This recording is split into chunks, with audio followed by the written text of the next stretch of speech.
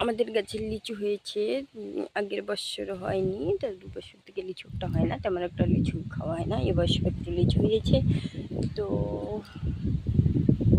দেখাচ্ছি তোমাদেরকে লিচু গাছ। আমাদের লিচু গাছ, এই লিচু গাছে হচ্ছে লিচু ফলন ধরেছে।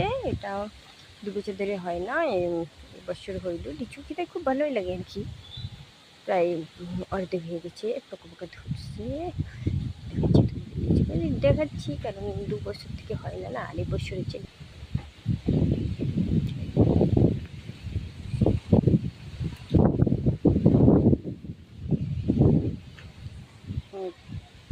আমাদের পাশে আছে ক্ষেত বাগান আছে, পাশে ধান আবাদ করে, তামুক আবাদ করে পাশে গেছে।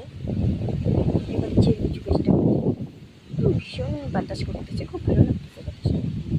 প্রচুর গরমে যদি একটু বাতাস হয় খুব ভালো লাগে, ভালোই লাগতেছে।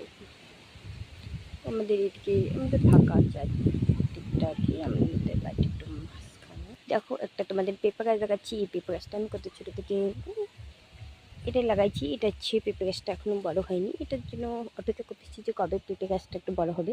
আর পাতাটাতে সেই যত্ন করি আর কি পেঁপেটার। তো পেঁপেটা কবে হবে এটাই অপেক্ষা করি, জল দিই প্রায়। গড়াটা একটু নোংরা হয়ে গেছে, পরিষ্কার করে দেবো।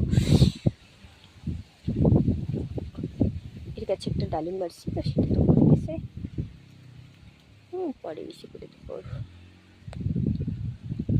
এই যে হচ্ছে আমাদের কলা বাগান। এই কলা বাগানে হচ্ছে আমাদের কলা হয়েছে, 2টো পিঠ ফেলছে। 2টো পিঠ হচ্ছে, কোথায় গেলো 2টো পিঠ? পিঠটা হয়ে গেছে, তো হয়েছে আর কি।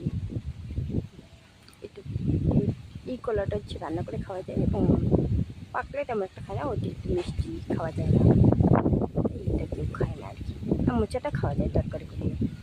ক্ষেত বাগান, ক্ষেত বাগানে পাশের বাড়িতে এটি বাগান হচ্ছে, চায় না।